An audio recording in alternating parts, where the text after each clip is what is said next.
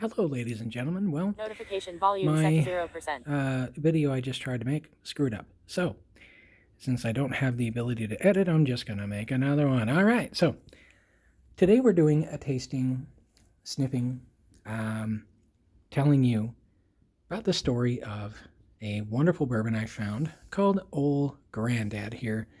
Now, Old Grandad has been been around for a while. This is I wonder if I've got that the right way. I don't know. I can't see. So, all right. Anyway, this is a bottled in bond product. I didn't really understand what that was or what it meant until recently, and it was kind of a fun thing to explore. But basically, back in the 18 somethings when this was first around, of course, obviously there was a lot of snake oil product. Whiskey was definitely one of those products that were tampered with, sold as a different product. So someone would buy a bunch of whiskey, turn around and sell it as something else. The Bottled in Bond Act assured the quality and content and caliber of whiskey products, basically, here in the United States. What this meant is that basically it is a guarantee between the manufacturer and the government that what is in this bottle is real and true and that it's not a bunch of hooey, right? So the way that they guaranteed this is that the Bottled in Bond Act basically stipulates that the manufacturer, will distill the product where it can be supervised and witnessed and whatever, right? So, but for the most part, they don't really care. What they do is they just make certain that it was done at one distillery. Okay, so they do that at that one single distillery, one season.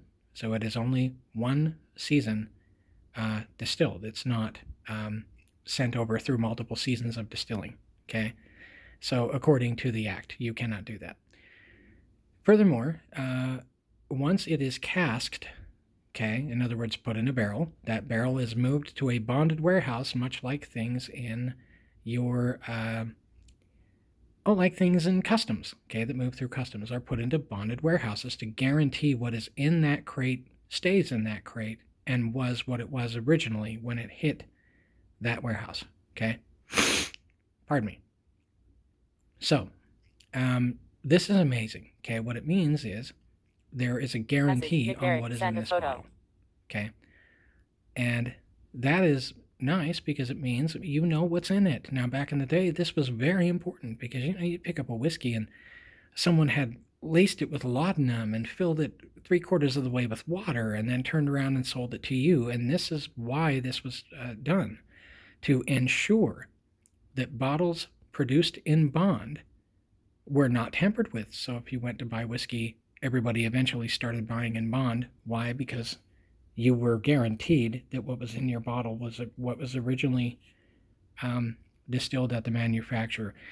So without further ado, okay, let's give this old Grandad a royal snifferoo and see what we smell here. Let me see. Man, my nose is all sniffly from being outside today. But, yep, still able to smell it. Yes.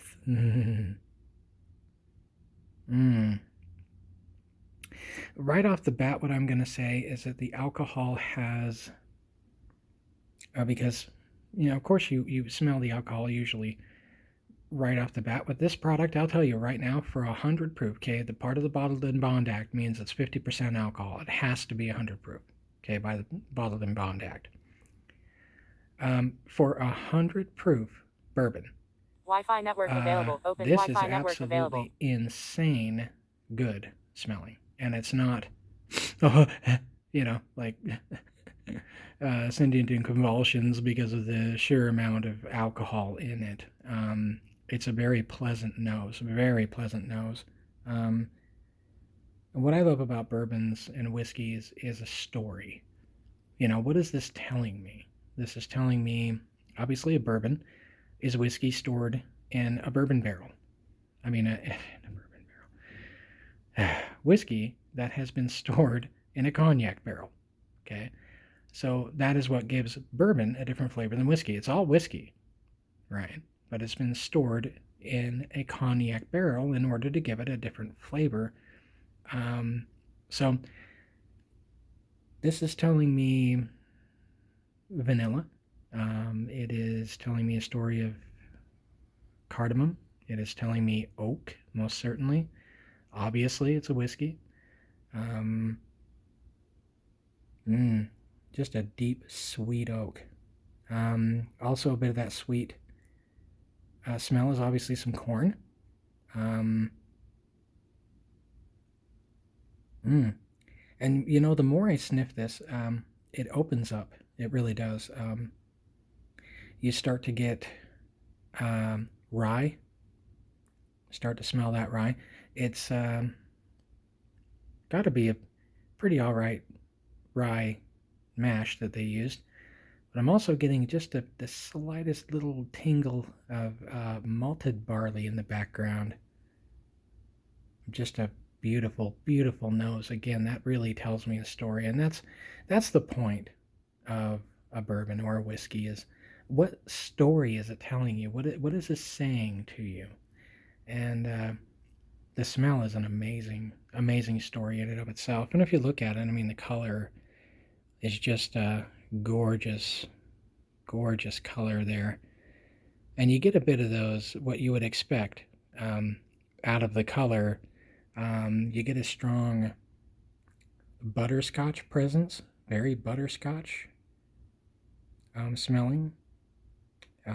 Some honey, as you would expect from that kind of color, interestingly enough. Yeah, definitely a little bit of honey. Just a beautiful. And then as you nose this a little bit more, you get the citrus opening up. That's the fun part. You start to smell the orange and the lime. I'm getting a little hint of. It's got a little bitter character to the citrus. Very good. So well, let's give her a shot. Cheers.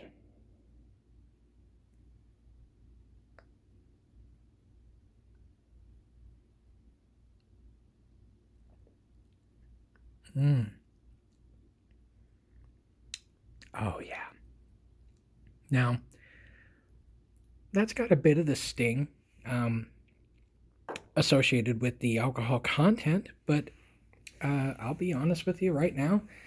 I've cracked open 80 proof bourbons that are far worse than this. Far worse. I was a big fan of Jim Beam. Now, this company was bought out by Jim Beam, funny enough. So, I don't know. I don't know if you can taste a little bit of the Jim Beam heritage, but old Grandpappy here tends to have its own flavor. It really does, and that's one of the reasons why I like it. What I am liking about this is that, compared to something like a Devil's Cut, a Jim Beam Black, Jim Beam Black is smoother as far as the nose is concerned. But Devil's Cut, whew, that's some raunchy stuff. And it's actually less proof than this by like, what, 1 point or something? 1 proof. So that's saying a lot. And it's way raunchy. But other bourbons, you open up a Wild Turkey and, I mean, you're instantly, ooh, So it's got a very smooth presence to it. And I must say, it's a beautiful taste, a beautiful nose, just for 100 proof, again, as part of the Bottled in Bond Act. It is a very smooth product. Cheers again. Let me give it another taste here.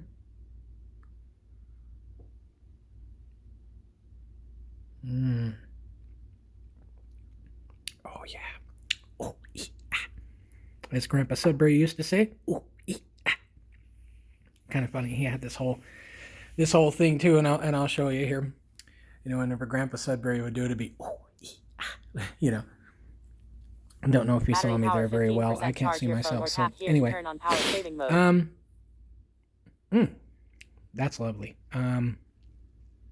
Like I said, the oaky, very present oak, but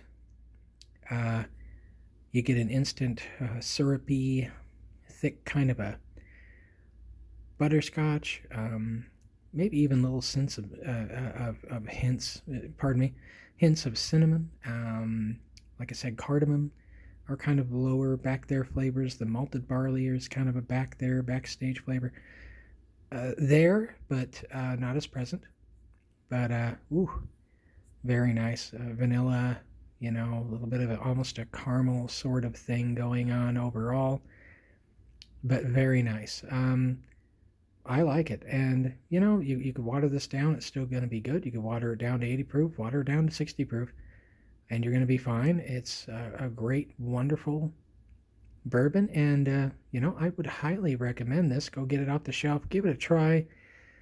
Old Grandad has a very beautiful history. Obviously, they've been around for a while. They were one of the only companies allowed to make whiskey during the Prohibition, because it was for medicinal purposes, actually. So, back in the day, if you were pregnant and you felt like you needed a muscle relaxer, your back was hurting, doctor would tell you take a shot of whiskey.